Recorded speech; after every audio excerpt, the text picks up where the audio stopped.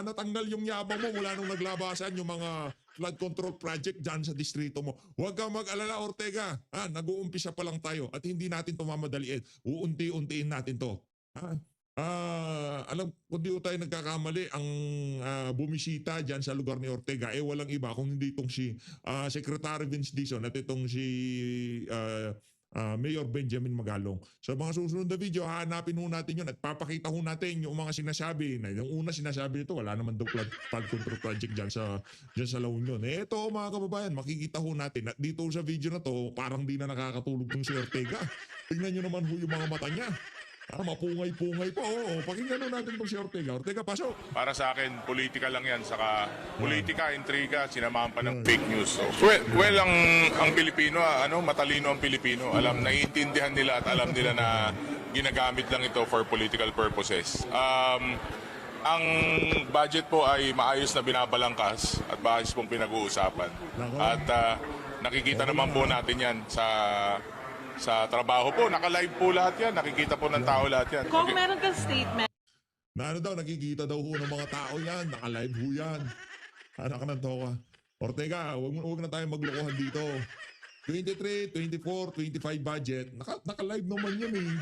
Nakikita naman ng mga tao yan eh. Pero pagdating doon sa implementation, yung mga program appropriation, doon na nag-uumpisa ang mga milagro nitong si Zaldico at nitong si Martin Romualdez. Kaya wag mo kaming paandaran na kesyo. Naka-live naman yan eh. Naka-televise naman yan eh. Nakikita yan ng ating mga kababayan. Loko-loko. And about sa budget at sabi mo fake news on budget intended to push for restoration of BP's confidential funds. Can you elaborate? Bakit Teka lang, anong restoration of Vice President Sarba in confidential budget? Ano mga tanga ba talaga kayo? Wala na. Wala na si BP, hindi na magkaka-confidential in intelligence fund yan at kaming mga mismong taga-suporta niya, kami na mismo magsasabi, kung bibigyan ka BP, huwag mong kukunin. Di ba? Hindi yun. Kaya ang fake news. Ito tanto naman mga media na. Kasi tingin nyo ba kahit bigyan si BP kukunin niya, hindi niya gagalawin yan. Yung huling confidential fund niya, hindi na ginalaw.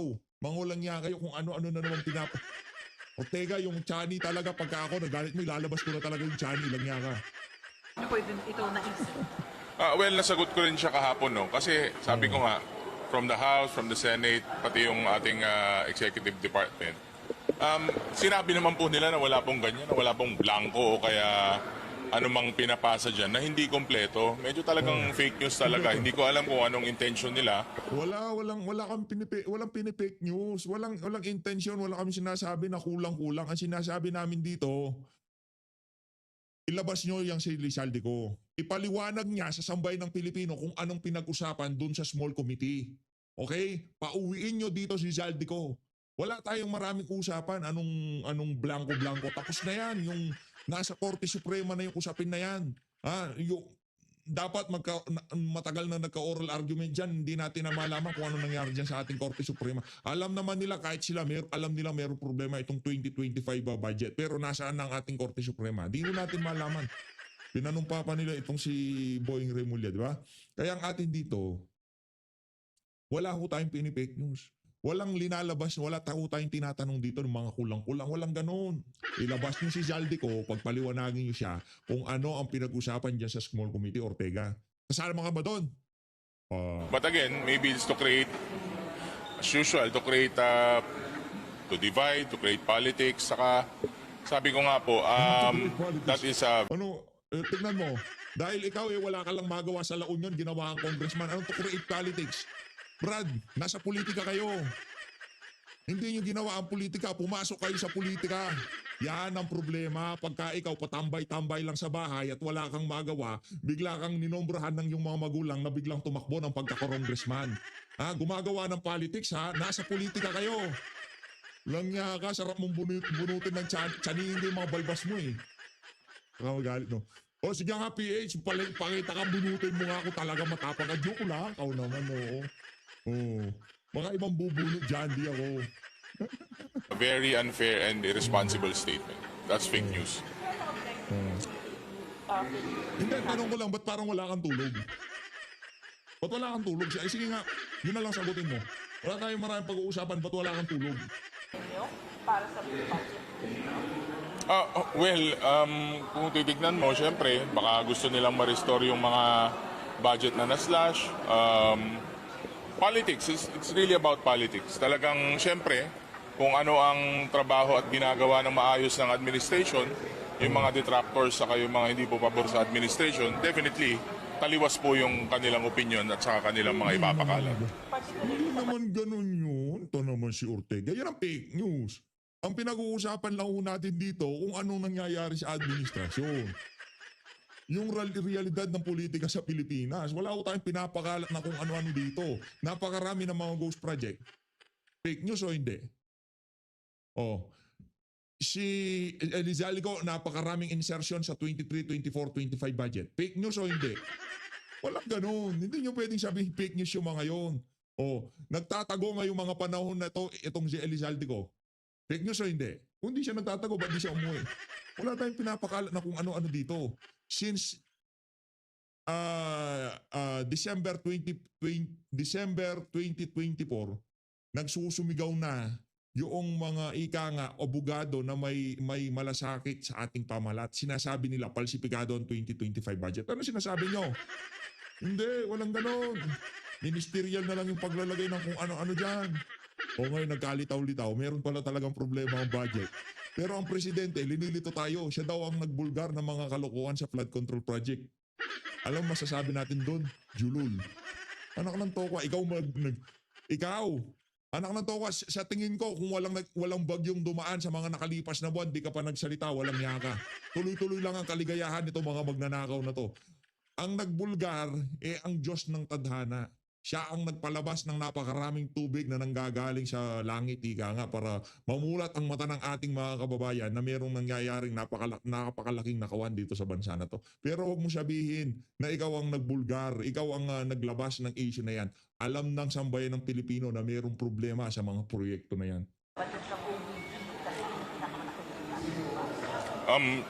Maybe you would assume na ganun, pero it goes sa entire budget siguro. Ginagamit na lang po yun for politics. Pero sir, sa tingin nyo ba, may bearing pa kaya to? Kasi 2025 na at i-implement na yung budget eh. Wala. Siguro for traction purposes, for politics, sabi ko nga, gagamitin nila yan para sa politika nila. Pero anong message nyo sa mga kababayan natin, sir, na nag-worry bakit nagkakaroon ng problema dito, may mga issue pa sa budget? Lalo na yung baka nag-worry sa mga programs and projects ng government, mag-aapektuhan po ba sa mga ganitong issue?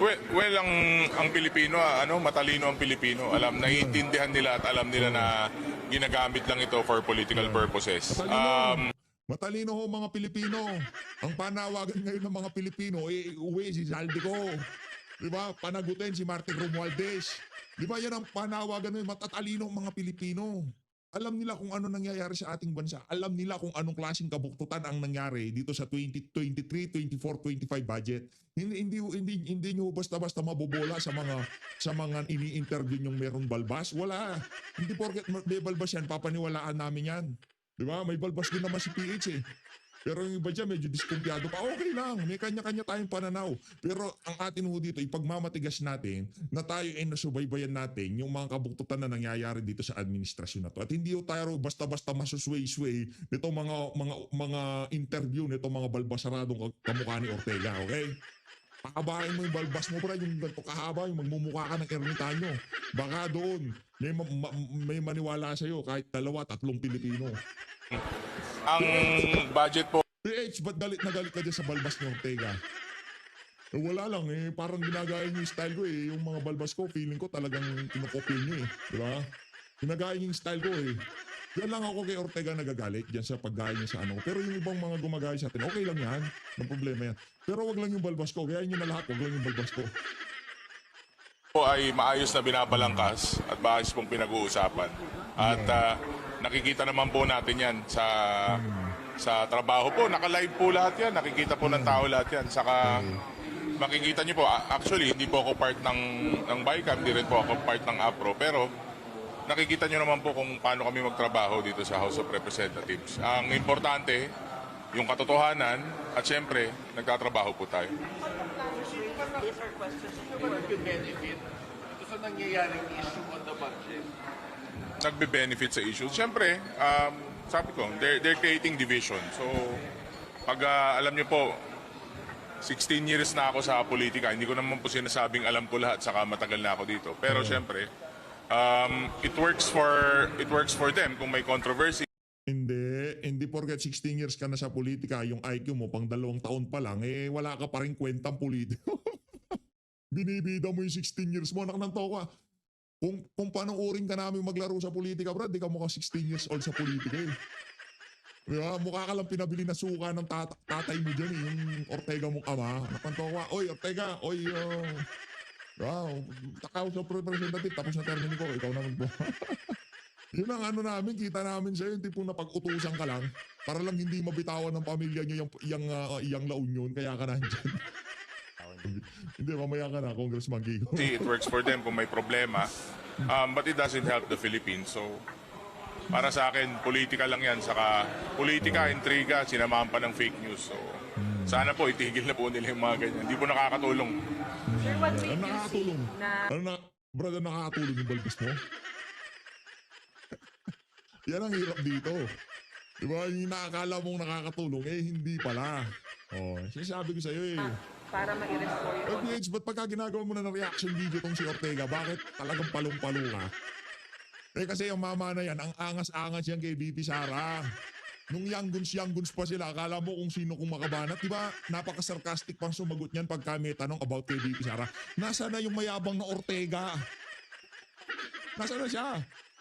Namimiss ko na yung napaka-sarcastic na sumagot na Ortega sa mga tanong ng media about kay BP Sara. Nasaan na yun? Lang yan. Di ba? Oo. Eh kami, as usual, consistent. Kung ano yung atake namin dati, ganun pa rin. Walang nagbabago. Pero yung mga bumabanat kay BP Sara na mga aangas na young goods, mukhang walang tulog ngayon. presidential funds ng OVP kaya nagbabato sila ng mga alegasyon doon sa 2025 budget. Hindi Teka lang, madam, ano mo? Ay baka pinapatanong hindi po imposible na ganun. Posibleng ganun yung Ibintang natin lahat kay BP Sara. Madam reporter, ibintang nyo na lahat kay BP Sara. Kung bakit binabato ng kung ano-ano yung budget, 2026 budget, hindi dahil sa mga flood control scandal, dahil sa budget ni BP Sara. Ang tatalino nyo talaga, mga walang niya kayo sa media. Kaya binabatikos ang 2026 budget dahil kay BP Sara, hindi doon sa mga flood control projects na iskandalo ngayong mga panahon na to. Ang tatalino nyong magtanong, mga walang niya kayo, ang sasarap sa pagsasakalin niya mga mic nyo na yan. Diba ang tatalino ng tanong nila? Kaya ho ba binabanatan ang 2026 budget dahil ho ba to tinapyas sa budget ng Vice President Sara Duterte? Ano ka ng Premier Roboto? Sa kabila ng iskandalo, itong si Elizalde ko, itong si Martin Romualdez, ibibintang pa rin kay BP Sara. Palakpakan ho natin ang mga matatalinong media. Kaya wala nang gustong manood ng mainstream media sa Pilipinas dahil sa, anak ng toka, mga bayaran. Mga bayaran kayo. Mga walang niya kayo. Diba? Yun ang realidad. Yun ang hindi magawa ng mainstream media dahil nga meron silang mga boss na hawak-hawak ang mga liig nila sa bawat pagtatanong nila. Dahil pagka yan tinatanong mo, hiwalay doon sa prinsipyo ng network mo. Anak ng toko, hindi ka na makikita sa field kinabukasan. May kalalagyan ka. Doon ka sa Bartolina magtrabaho, Brad. Anak ng Petrang Garapata, wala nang field job para sa'yo, field work sa'yo. Wala nang interview sa'yo. 15 minutes na tong si Ortega, alis na tayo. Punta na tayo si kay Congressman Gonzaga.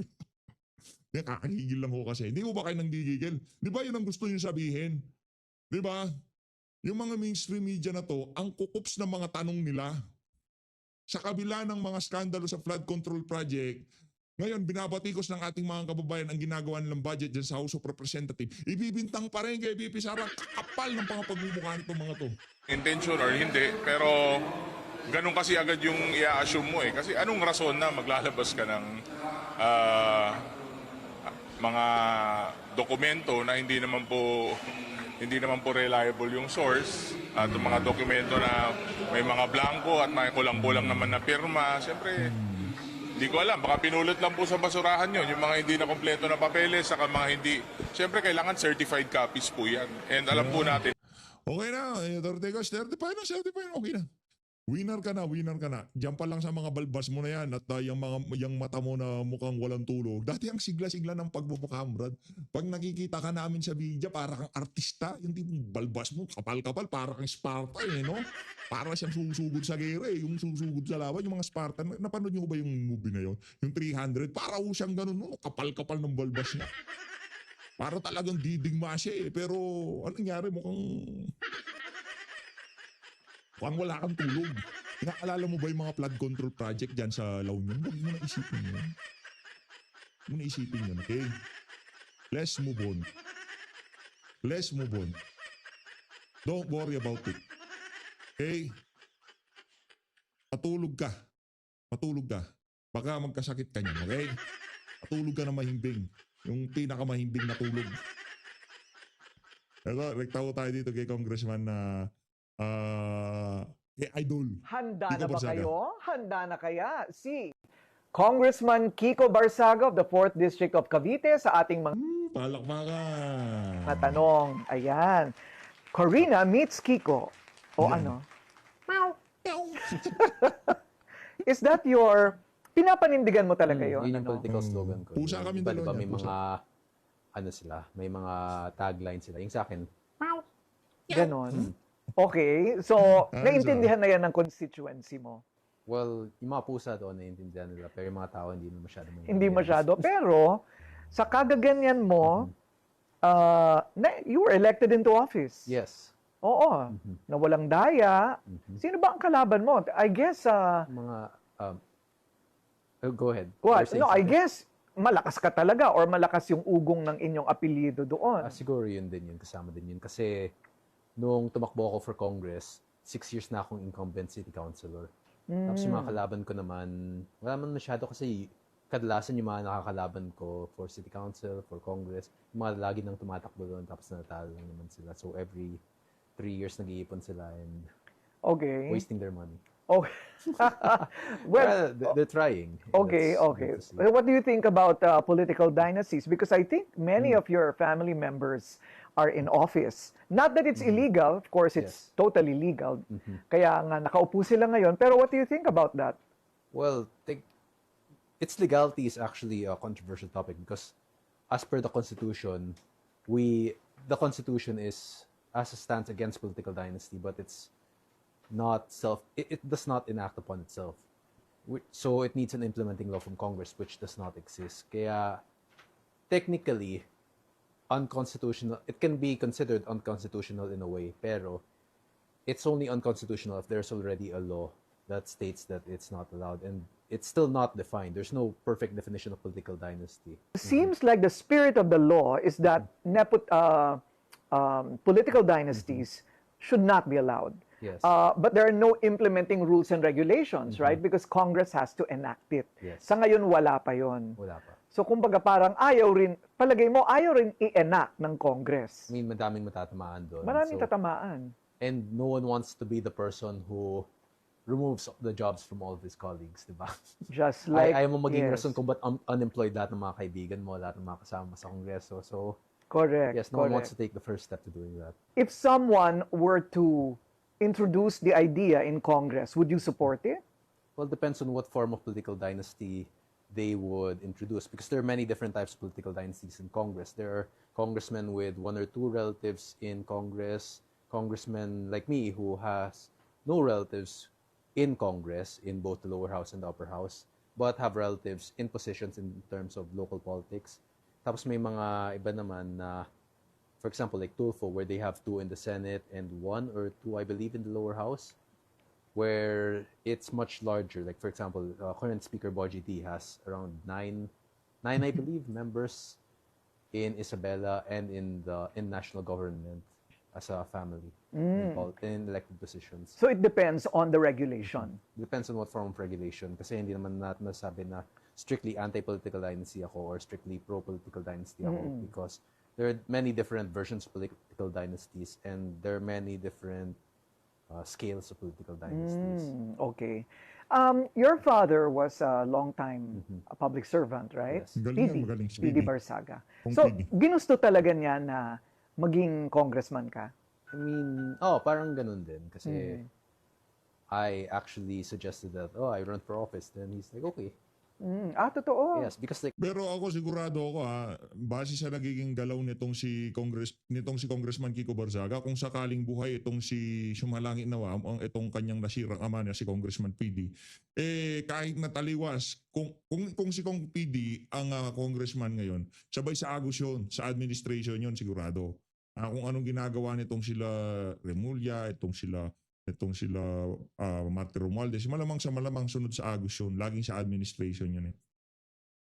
Pero kahit na gano'n, nakikita niya yung kanyang anak na to, kung sakaling buhay siya, na yung pagtingin sa kanya ng ating mga kababayan. Sabihin nyo ng medyo weird o kung ano pa man. Pero isa ito sa mga politiko na ngayong mga panahon na to, na kung saan kahit na ganyan siya kung the way na mag-act siya, magsalita siya, yung nabu-voice out niya, ika nga na tawag dito na re-representa niya ng maayos kung ano yung hinaing ng mga ordinaryong Pilipino. Kaya ang daming, kahit na ganyan siya, ang daming bilib sa kanya eh. Di ba yung mga bata, pinaparody yung ano niya, yung ginawa niya kay, ang tawag dito, kay Sandro Marcos, di ba? Ganun ginagawa nila. Ibig sabihin, na ano niya nakuha niya atensyon ng mga kabataan, ng ating mga kababayan, kahit na kung ano-ano sinasabi sa kanya, na unwell siya, kesyo ganito yan, kesyo ganyan yan. Pero yung hinaing nakuha niya naririnig sa kanya ng mga kababayan natin, yung mga hinaing nila sa gobyerno nitong si Marcos Jr. Kaya di ko tayo magtataka kung isang araw biglang maging senador. Hindi ko tayo magtataka. So totoo lang Pero ang aking choices like itong si Soto, Ping Lacson, Dick Gordon, Kiko Barzaga. Kiko Barzaga ako all the way. Nililinaw ko na ho sa inyo Kung sakali, kumpleto na slate ko. Ngayon kailangan kong magbigay ng isang boto. Isang boto na kung saan para lang hindi makapasok itong si Soto, itong si Ping Lacson, itong si Dick Gordon, itong si Eric Silvestre, Erwin Tulfo, Raffy Tulfo at itong si Congressman Kiko Barzaga. All the way, Congressman Kiko Barzaga, ikakampanya ko siya umaga, tanghali, gabi, madaling araw, sa lahat ng oras. Kayo naman, sino ba naman, di ba? Tatayuan ho niya kahit walang sasantuin yung bata na yan. like because in our line of work, in politics, it's very hard to find people you can trust, and trust is one of the most valuable commodities in politics. And one of the people you can trust most is your own family. Okay. So, pag alam niyang may kamag-anak siya within the city council, it will let him rest easy and focus on his work in Congress. Pagkausap mo naman si Congressman Kiko, malinaw naman at matino, Pero talagang palabiro ka lang talaga? Medyo crazy talaga. Teka muna, mahirap yan. Baka ikaw ay ma-quote. Ma? The headline, I admit I'm crazy. Ano ka ba? Hindi, okay lang yun. Okay lang yun? Lagi naman ako may mga ganong controversial na headlines. Really? You don't mind? Yes, kasi pag iniisip nila na crazy ako o siraulo ako, tapos makita nila yung mga interviews, yung mga stances ko on political issues, doon nila maiisip na kailangan ba natin talagang pagkatiwalaan ang sinasabi ng media o kailangan ba nating should we view the media as just another source of information that we must also Magaling na scrutinize? bata. So, kumbaga, feeling mo, you will survive all of the bashing. Kasi pag may nag-release ng mga ganong headlines, di nila ako sinisiraan. Ang sinisiraan nila yung sarili nila because they're the type of people who will misinterpret a quote and make it seem like that's what it means. Okay, so kumbaga, you stand by everything that you do. Like for example, yung magpo-post ka na marami kang hawak na pera, Yeah. you don't see anything wrong with that? Well, the time back then, I didn't see anything wrong with it. And right now, I still don't see anything wrong with it. Because, Kasi ganun talaga ako. I'm proud of masaya ako na marami akong hawak na pera nung panahon na yun. So, pinost ko. nanalo ka ba ng sweepstakes doon? Saan ba galing yung Hindi, pera bigay na lang yun? sa akin ni Kong PD. Ganon. Oo. Parang Christmas bonus o bonus ng, baka birthday ko. Oo. Pero yung depende kasi yun. Pag small amounts, usually yung mga, yun yung binibigay niya for Christmas or birthdays. Or minsan pinagsama na Christmas and birthday. Pero ngayon, pumipreno ka na rin. Pumipreno ka na rin sa ganong klaseng mga post. I mean, in the light of developments. Well, may ethics complaint ako. So, wag muna. Hindi, pero Wag I'm muna. still Correct. open pa rin ako mag-post ng mga ganong klaseng content kasi wala lang talaga akong like, opportunity kasi masyado na ako nakafocus on the national issues ngayon. Pero siguro, kung magwe-withdraw ako ng pera sa Congress ngayon, mas mayaman na ako since congressman na. Okay. Hindi baka mag-post ulit ako. Siguro Okay, pag nakulong na si Romualdez, magpo-post ulit ako ng... O, pag-usapan pera. natin yan mamaya. Okay. So, Pag nakulong sila. Iba ang mission nitong bata na to. Yung mission niya na yan, yan din ang mission ng bawat isang Pilipino na naghahanap ng accountability sa lahat ng pagnanakaw na nangyari dito sa administration na to. Makulong yung mga dapat makulong. Sino ba yung mga dapat makulong? Alam nga naman, nagkaroon ng problema sa budget. Anak ng towa eh. Di ba? Ang bihira. categorically, Okay. you're saying you're not crazy. You have no mental issues. Yes. Okay. Are you willing to go through some kind of assessment? Parang yun ang gusto nilang mangyari, ano? Well, technically, I'm not saying it categorically. I'm saying it literally na I do not have any issues with my mental health. Kasi I have an LTAP. Alam mo yung LTAP, yung license to own and possess firearms. I have that. Okay. And you have to And go through you have to go through a neurological test for that. Oh. So, actually, baka ako nga lang yung may, and also for the reservists, kailangan mo ding pumasok sa neuro. May neuro requirements din para doon kasi, syempre, hawak ka ng mga baril doon. But like, our weapons are old, Cold War era M16s. But they're still They can still perfectly- fire a shot. Oo. most of them can still fire shots. Okay. Even if they're ancient. Yun din oo. kasi yung naging problema namin sa reserves eh. Halos kulang na yung supply namin ng ammunition. Kaya nababuntaan may mga planong ammunition factory dito. Okay. Kasi. So, We're getting off so topic. that is the proof that there is nothing wrong with your mental state. Yeah. I mean, technically that should be a proof. Hindi ko alam kung like actual proof yun because I'm not a licensed psychiatrist.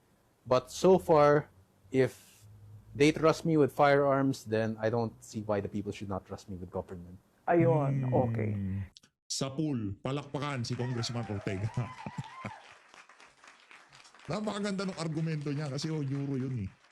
Bago kayo makahawak ng armas, hindi ho kayo pakahawakin kung wala kayong neurological examination o neurological assessment o di ba? Hindi ho. Kailangan yung dumaan sa mga proseso na yan. At kung nakalampas siya, pasado siya, yung mga nagsasabi na unwell siya, kayo magpa-neuro, kayo magpatingin sa mga doktor. Kasi sometimes some people will be accused of having AIDS, so they're gonna have an AIDS test, Oo. you know, or in your case, you don't feel that it's necessary. Okay. Well, okay. So what about, paano naman yung panukala ng ibang congressman na dapat daw magkaroon na ng mandatory mental health test or psychological test for everyone who wants to serve the public? We already have that for the armed forces. So siguro, kung sakaling magkakaganon, ako lang yung isa sa mga hindi kailangan for elective of, isa ka sa mga isa lang ako sa mga hindi kailangan mag-go kailangan. through nun kasi meron na akong ganun sa LTAP at sa no nag-reserves ako. So, But for everybody else, you think okay everybody lang? else, well, I mean, yes, because it's also, ang problema kasi baka ma-politicize yung issue pag ganyan eh, since, for example, misdiagnosis. Also yung sa psychiatric, natin, we're not a country that heavily focuses on mental health and is not one that heavily understands mental health. Kaya mangyayari dun, if, for example, they are diagnosed of like a certain, like small amounts of neurodivergence, like mild autism or mga bipolar disorder, but treatable, where they can still serve the public, di baka isipin agad ng mga politicians contentious, na kumbaga. bawal yun. Maraming gray area. Because there are plenty of people who are perfectly capable of functioning in society despite having mental health conditions and creating, pag sinasabihan mong abnoy ang isang tao dahil lang iba siya or dahil lang may mental health condition siya, you're creating a society that's inherently hostile to neurodivergent people, and that's not what we want to do. That's a new word, neurodivergent. I wonder if I fall under any category there. Okay, It's possible neurodivergent. kasi madaming mga Parang iba-ibang LGBTQIA+. interpretations. Yes, parang ganun siya actually. Okay, so yung pagiging creative, malikhain ng iyong isipan, Yes. lalo pagka ikaw ay ini-interview, alam mo naman kung kailan ka dapat magseryoso. At alam mo rin correct. kung kailan ka dapat yung nagbibiro o katanggap-tanggap yung pagbibiro. Yun nga nakakabilib dito kay Congressman na Kiko Barzaga. Kahit anong sabihin nila, merong time na ano siya, yung tipong di mo alam mo pagka kung kailan mo siya siseryosohin eh. Pero pagka ganito na tono niya, pag nagsasalita siya, talaga kaseryoso mga sinasabi niya. Tipong mahusay pa siya doon sa mga ika nga tumanda na lang na walang pinagkatandaan sa politika. Mo. Mhm. So you know the difference. Oo, pero ang problema kasi doon, yung ibang tao, inisip nila na kailangan seryoso ko sa ganitong sitwasyon, pero ako isipin ko na hindi ko kailangan seryosohin ito. Tapos doon kami nagkaka-issue. Kasi pag masyado kang seryoso, edi parang hindi ka na magiging totoo sa sarili mo. Lalo na pag kailangan kong seryosohin ang isang bagay na hindi ko naman sineseryoso. Oo. Hence the complaints. But ngayon may mga reklamo sa iyo and sa totoo lang umalis ka na no ng majority block and you also resigned from NUP? Yes. Right. So you are now like an independent. Okay. So how's that going for you? Masaya siya kasi I can do whatever I want. Pwede kong sabihin kahit anong gusto kong sabihin. And that is unrestricted truth. Such as saying that very clearly and loud that Speaker Martin Romualdez is corrupt. Ano ang basis mo? Ano ang basis ko? For saying Well, that. Firstly, his so, una sa lahat, yung connection niya kay Zaldico and yung connection din niya kay President Marcos. Hindi siya, kasi there are many forms of corruption. Iba-iba ang mga pagkakaintindi natin sa corruption. At para sa akin, corruption by incompetence is equal to corruption by theft or by actual malicious intent. So kung corrupt siya dahil nagnakaw siya ng pera, edi corruption yun. Pero kung corrupt siya dahil hinayaan lang niya tayo manakawan ng pera, like dang billion. Big brain. That's also a form of corruption. Kasi siya yung nasa posisyon na yun, tapos hindi niya pinigilan yung mga congressman na nagnakaw ng 100 billion. Either way, dapat siyang makulong dahil doon. So kumbaga parang, but you're aware that everything, lahat ng mga akusasyon laban kay Senate President, dating Senate President, dating Speaker of the House, will have to be proven in court. Yes. At hindi lang dahil pinangalanan sila ng mga contractors? Pero ang nagiging problema kasi doon, at nakakita ko din with the Filipino peoples, wala na silang tiwala sa justice system natin. And especially ngayon, ang dami nang gustong pumunta sa Forbes Park o sa Malacanang at gayahin yung nangyayari sa Nepal. The people are angry at wala na sila talagang tiwala na makukulong or mapapanagot yung mga corrupt officials na involved sa DPWH flood control anomalies. Bakit pati si presidential son, Congressman Sandro Marcos? Actually, kilala ko si Sandro Marcos. Imposibleng walang alam yan and susunod na yan na i-investigahan natin. Ganun ba? Ikaw ba mismo nag-iimbestiga ka? May legal team ako, tapos may mga ibang congressman din akong part ng reformist bloc namin na nagko-contribute din ng mga alam nila doon. Tapos yung mga iba din, mga dating supporters ni Marcos na gusto nang lumaban sa kanila, nakita na palubog na yung Marcos administration. Kasi, well, to be perfectly honest, nakita mo naman yung nangyayari sa military na ngayon. Posibleng anytime magkaroon na ng people power at matanggal na si Marcos. Are you for a revolutionary government? Anything that can bring justice to the people, I'm for that. Kasi pag malalaman natin na it's very likely na protector talaga si Marcos kay Romualdez, kay Sandro Marcos. So if President Marcos cannot do his job properly, then yes, I'm definitely for removal of his position. Okay. But do you give him credit for starting it all? You had a comment about that earlier. Yes, he did not start it all. At that point, alam na ng mga tao na may mga problema sa flood control anomalies. Alam na nila na maraming magnanakaw sa DPWH. Sinabi lang niya yun para siya yung mabigyan ng credit. But like as I have said and as the people have said, wala talaga siyang ginagawa doon. He's not doing anything. It's been months. Tapos wala pang nakukulong. Wala pang yung investigation tuwing may magsabi ng Martin Romualdez. Yun yung i-investigahan nila, imbes na si Martin Romualdez. Kaya wala talagang tiwala yung mga tao sa administrasyon ni President Marcos at alam nilang hindi makukulong si Martin Romualdez habang si Marcos ang presidente ngayon.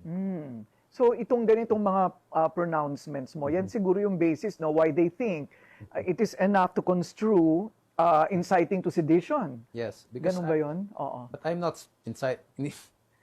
I speak for the people's sentiments. Ito ang nakita ko na sinasabi ng mga ordinaryong tao, ng mga mamamiyang wala nang tiwala sa gobyerno ngayon. And if that is inciting to sedition, then I will willingly go to jail for that and be imprisoned. Kasi yun talagang nakikita ng mga tao. At kung lahat ng magsasabi nun ay inciting to sedition, edi mauubos na tayo sa Pilipinas. We'll run out of citizens if we were to say that because everyone is saying the exact same thing.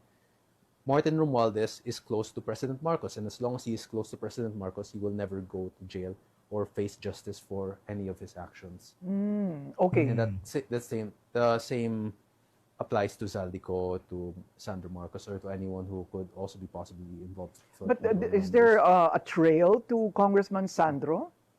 Well, just as how Zaldico, dahil may pwede bang English intro kasi, just as how Zaldico has a trail to Martin Romualdez will have a trail to Sandro Marcos. Kaya kailangan nilang i-defend si Martin Romualdez kasi pag nahuli na siya, si Sandro Marcos na ang susunod. Kasi siya yung House Majority Leader, siya yung pumili kay Martin Romualdez siya yung nagsabi na iboto si Martin Romualdez at siya din yung pumili kay Bogie D para maging House Speaker. Kaya siya yung next na magiging target kung sakaling mahuli na si Sandro. Siya daw, Martin patatawagin na Romualdez. daw siya sa Senado, Speaker Martin Romualdez. Ano ang tingin mo doon sa naging talumpati ni former Senate President Chis Escudero? Kaya yung naging statement niya. Oo. Well, I think he said what a lot of people already know. I mean, alam naman natin na may involvement si Martin Romualdez dyan. Imposibleng walang involvement siya. So, that's good. And I hope the other senators will have the bravery. Hindi ko alam kung ano yung meron kay Martin Romualdez na takot yung iba. But it's what we need to do for the people. And if we do not catch Martin Romualdez or anyone, kahit nga si Zaldico, hindi mawuli.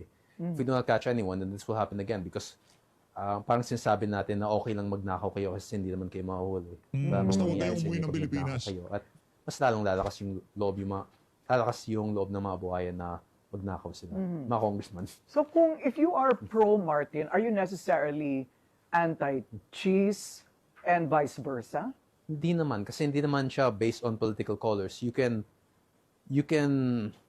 want justice for... Wait, teka lang, what do you mean anti-Chis? If you are anti-Martin, are you necessarily pro-Chis? Or vice versa, if you are anti-Chis, you are necessarily pro-Martin? Technically, hindi naman siya based sa political colors, but at the same time, kailangan mo din you have to be pragmatic on these matters. So, hindi naman na ang unahin natin yung pinaka-corrupt and pinaka-malapit na danger sa atin. Okay, so kung sakaling may issue din si Chis or nagnakaw din siya, we can investigate him, but the money that he has stolen would be barya lang yun kumpara sa nanakaw sa DPWH flood control project. So, pwede nating huliin siya after natin mahuli yung mga iba. So kumbaga lahat kailangan managot. Yun ang Right now, we have sinasabi to mo. catch the biggest problems. So you're saying that get the biggest fish The biggest first. crocodile first. Crocodile nga pala, Biggest hindi pala crocodile. fish. Piranha. Ayun. Okay. Nanawagan ka nga ba talaga na sunugin ang Kongreso during the rally there? Sabi ko, well, technically, wala ako sa rally, so wala akong sinabi doon. Pero ang sinabi ko, wag niyo munang sunugin. Parang joke-joke lang. Kasi magsasalita pa ako, pero hindi naman ako pinayagan sa privilege speech ko. Kaya, kung susunugin nila, di, not my problem. Kasi may ethics complaint din na ako, plano nila akong tanggalin sa Kongreso. So, kahit naman sunugin nila yun, wala na ako doon by that time. Or, You're ready to be extricated from Congress? Kasi I mean, like, sila naman yung may hawak ng Kongreso, sila Martin Romualdez, Sandro Marcos, kaya kung plano lang tanggalin ako through ethics committee, then posible din yun. What will happen if that happens? Who will take over for your district? Possibly re-election siya. So baka pwedeng tumakbo si Mayor Jenny. I'm not sure about incumbent officials pero posibleng tumakbo si Mayor Jenny or isa sa mga dating mga kalyado. Pero siguro si Mayor Jenny tatakbo kasi si Vice Mayor Ted Bersada yung magiging bagong mayor ngayon. But that's a possibility. But ang plano ko kasi may mga ethics complaint din ako laban sa mga ibang congressman at baka sila nga yung ma-expel ko because it's by vote and the loyalty of Congress quickly shifts to those in power. Oo. Pinapangunahan ito ni Congresswoman Janet Garin. Nawala na yata ng pasensya, Medyo galit na siya. Pero Oo. okay lang naman. Okay lang. Very stressful situation talaga sa Kongreso ngayon. And I can understand her stress. Well, do you think it's self-inflicted? I mean, for you, Para sa akin o yung sa kanya? are you stressed? Not really.